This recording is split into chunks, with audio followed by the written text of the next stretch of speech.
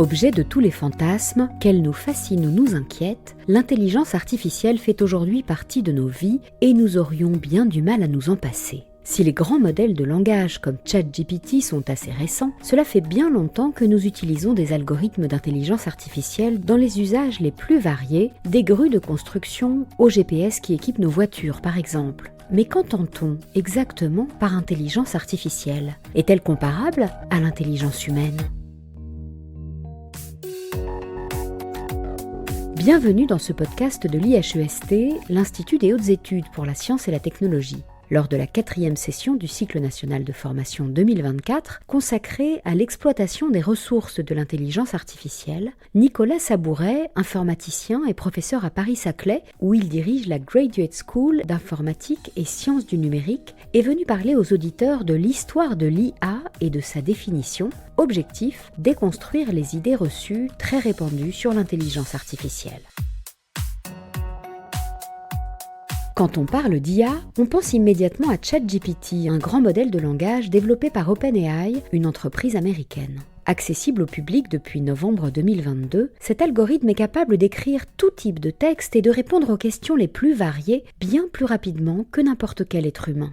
Mais s'agit-il pour autant d'intelligence à proprement parler ? Nicolas Sabouret répond par la négative, faisant référence à Marvin Minsky, l'un des pionniers de l'IA. L'intelligence artificielle, en fait, n'a pas grand-chose à voir avec l'intelligence humaine, malgré le terme en commun.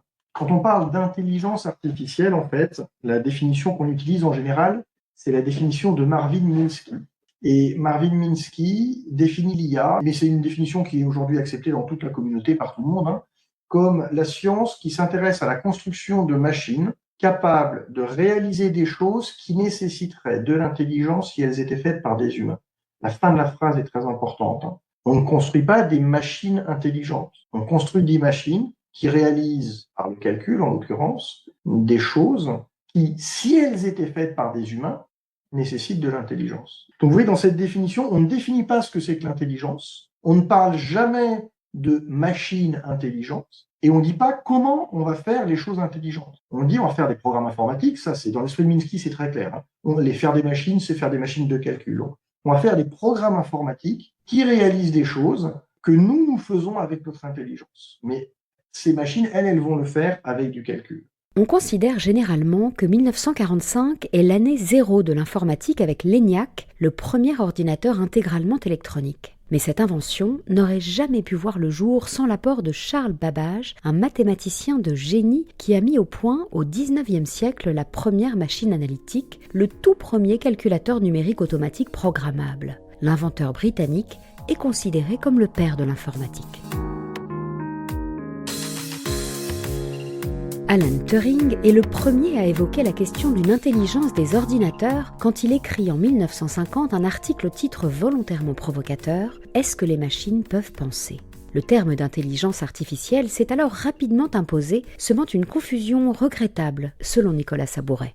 Les machines sont dans un monde complètement différent du nôtre, le monde du numérique, dans lequel tout est calcul. Il n'y a que des 0 et des 1, donc des nombres, et des additions et des multiplications sur scène. On ne peut rien faire d'autre. Donc, tout doit être fait uniquement avec des additions et des multiplications sur des nombres. Il y a un chercheur très célèbre qui s'appelle Edsger Dijkstra, qui est un des grands noms de l'informatique, en particulier du calcul parallèle, de la cybersécurité, bien avant qu'on en parle comme on en parle aujourd'hui. Et Dijkstra, qui était aussi un grand amateur d'aphorismes, a dit cette phrase dans une conférence: se demander si un ordinateur peut penser, c'est aussi absurde que de se demander si un sous-marin peut nager. Un sous-marin, ça va très bien sous l'eau. On peut dire que ça navigue, on peut dire que ça sous-marine si on veut faire un néologisme, mais clairement, ça nage pas. Eh bien, un ordinateur, c'est pareil. Ça fait des choses incroyables, mais ça calcule, ça ne pense pas. Et donc, le problème de l'intelligence artificielle, c'est de faire par le calcul ces choses que nous faisons en pensant. Dans l'esprit d'Alan Turing, si le calcul permet de faire des choses intelligentes, c'est la chose qui est intelligente, jamais la machine. Mais il demeure que les créations issues des IA génératives, que ce soit du texte, des images ou de la musique, restent bluffantes. Pour cause, les ordinateurs peuvent réaliser en un temps record grâce aux algorithmes des opérations de plus en plus complexes, par exemple pour des jeux tels que le Sudoku. Vous prenez un Sudoku super dur, résoudre ce Sudoku en examinant toutes les combinaisons possibles, donc il y a un algorithme qui marche, nécessite de l'ordre de 500 millions d'opérations. Donc ça veut dire qu'en une demi-seconde, vous donnez n'importe quel Sudoku, l'ordinateur trouve la solution. Alors, on pourrait dire que c'est quand même un problème d'intelligence artificielle de résoudre un Sudoku, mais ça, c'est pas quelque chose de difficile pour un ordinateur. Mais si la capacité de calcul des IA est phénoménale, cela ne veut pas dire pour autant qu'elles sont toujours fiables. Le professeur de Paris-Saclay rappelle que, comme l'être humain qui les a programmées, les intelligences artificielles sont susceptibles de faire des erreurs ou des approximations. L'intelligence artificielle ne peut jamais être parfaite, c'est impossible. Par principe, quand on a un problème qu'on essaye de résoudre avec le calcul, dans quasiment tous les cas, ce problème ne peut pas être résolu de manière exacte. On utilise systématiquement une heuristique quelque part. Donc on fait une approximation, c'est obligatoire. Cette approximation, elle est forcément, d'une manière ou d'une autre, de source humaine. À un moment, les humains ont introduit des choses dans la machine pour que ça rentre dans le calcul. Et donc, elle fait forcément des erreurs. Si demain on construit des véhicules autonomes, il y aura des accidents avec les véhicules autonomes. C'est inévitable. Après, je vous rappelle qu'il y a 3000 morts par an sur la route avec des conducteurs humains.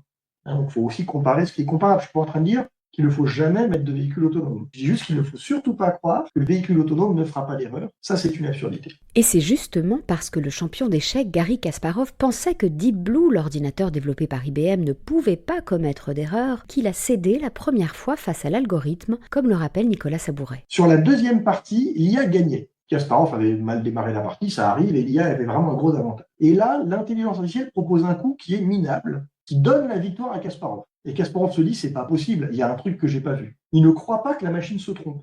Et donc, il joue un coup un peu mou pour s'assurer un nul, tout en continuant de réfléchir en se disant, qu'est-ce que j'ai pas vu, qu'est-ce que j'ai pas vu. Et évidemment, la partie se termine sur un nul, et il se rend compte qu'il avait la possibilité de gagner, qu'il a juste pas prise. Et ça l'a énormément énervé, évidemment. Il était furax. Et à la fin, Deep Blue a gagné 2 parties, en a perdu une, et les autres se sont terminés par des matchs nuls. Et les ingénieurs d'IBM se sont vite dépêchés de débrancher Deep Blue, de la ranger dans un musée, en disant, regardez, on a gagné, on ne rejoue pas.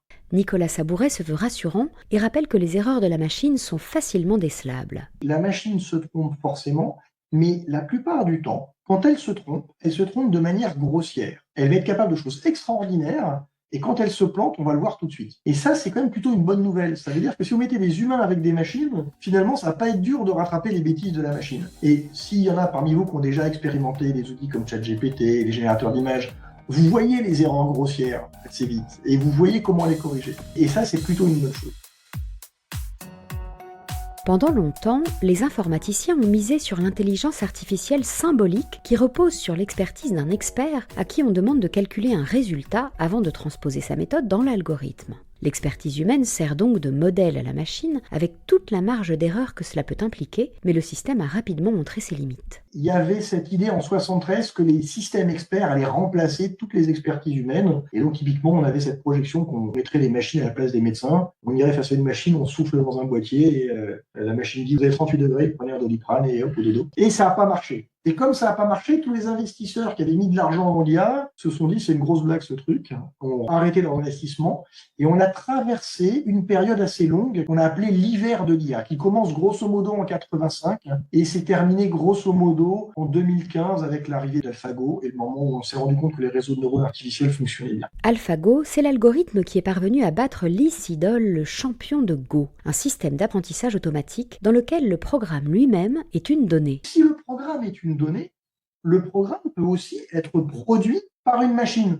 Le programme peut être le résultat d'un calcul. Alors, le nom est malheureux, mais l'apprentissage automatique, c'est cette idée-là. C'est de dire, on va écrire un programme qui va écrire pour nous les règles de décision. Alors, on n'écrit pas complètement le programme de règles de décision, on préécrit un programme de décision, et le programme d'apprentissage va régler les paramètres, va régler ce qui manque dans le programme de décision pour prendre la décision correctement. Et quand on fait ça, du coup, on ne demande plus à l'expert comment il prend sa décision, on lui demande qu'est-ce qui est important pour prendre la décision. On lui dit quelles sont les variables qu'il faut regarder, qu'est-ce qui est important.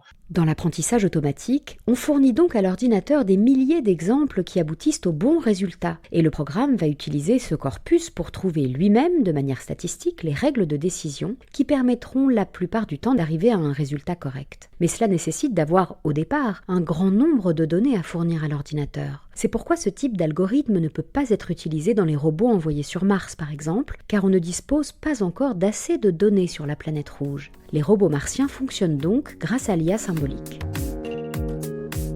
Une partie des techniques d'apprentissage automatique repose sur des réseaux de neurones artificiels. Si le terme peut prêter à confusion et laisser croire que les machines pourraient donc penser, Nicolas Sabouret rappelle que s'ils sont inspirés du fonctionnement du cerveau humain, ces réseaux de neurones restent des algorithmes qui s'appuient sur des méthodes purement statistiques. En fait, un réseau de neurones, c'est une gigantesque table de mixage. Vous avez des données en entrée, tous les neurones prennent toutes les données et calculent un résultat, et tous ces résultats sont transmis à une couche de neurones supplémentaires. Et tous les résultats sont à nouveau transmis à une grosse couche de neurones supplémentaires, et comme on enchaîne des couches les unes derrière les autres, on appelle ça un réseau de neurones profond. Le nom profond vient de là. Ça ne veut pas dire que c'est très profond, hein. 4 couches, c'est beaucoup. 10 couches, c'est super profond. On a des réseaux de neurones aujourd'hui avec rarement plus d'une vingtaine de couches.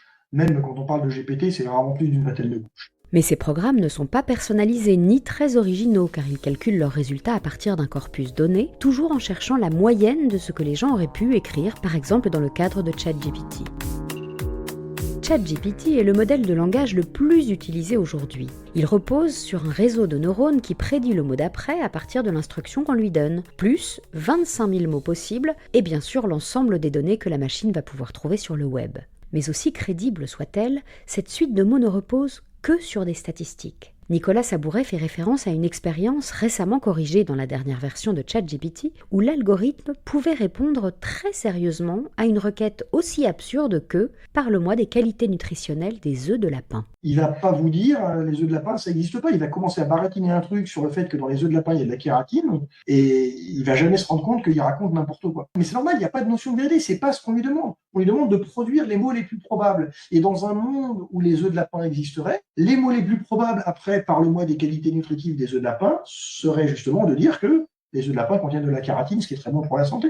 Donc, il produit quelque chose qui fait tout à fait sens pour ces calculs. Et c'est nous qui mettons du sens de vrai, de faux derrière. Donc ça, il faut être très prudent vis-à-vis de nos attentes vis-à-vis de la machine. Si la perspective de machines qui pourraient un jour prendre le dessus sur l'humanité relève encore de la science-fiction, il faut admettre que les craintes liées à l'IA peuvent être justifiées car il n'y a pas d'éthique ou de morale dans les décisions prises par un algorithme. Ainsi, si on programme une machine pour tirer sur des gens, elle le fera. Cette inquiétude a conduit le Parlement européen à signer récemment le AI Act qui entre en vigueur en août 2024. C'est la première fois qu'un ensemble de pays s'accordent sur une réglementation pour poser des limites à l'utilisation de l'intelligence artificielle, au premier rang desquelles le fait que la machine ne puisse jamais avoir le dernier mot dans des décisions critiques. Nicolas Sabouret rappelle qu'il ne peut y avoir d'intelligence artificielle sans humain et nous invite à embrasser cette révolution technologique. L'avenir de l'IA n'est pas écrit. L'IA sera ce que nous en faisons. Donc c'est très important qu'on s'empare de ces questions d'IA et l'IA sera ce qu'on en fait. Donc moi je vous invite à vous emparer de l'IA, à l'utiliser, à ne pas être fasciné, à ne pas en avoir peur, à sortir de ce débat idiot entre technophilie et technophobie et à vous dire voilà ce que peut faire l'IA, je le comprends et qu'est-ce que je peux en faire de bien pour la société. C'est la fin de ce podcast. Merci de nous avoir écoutés. Vous pouvez retrouver l'ensemble des podcasts de l'IHEST sur la chaîne de l'Institut et sur toutes vos plateformes d'écoute. À bientôt!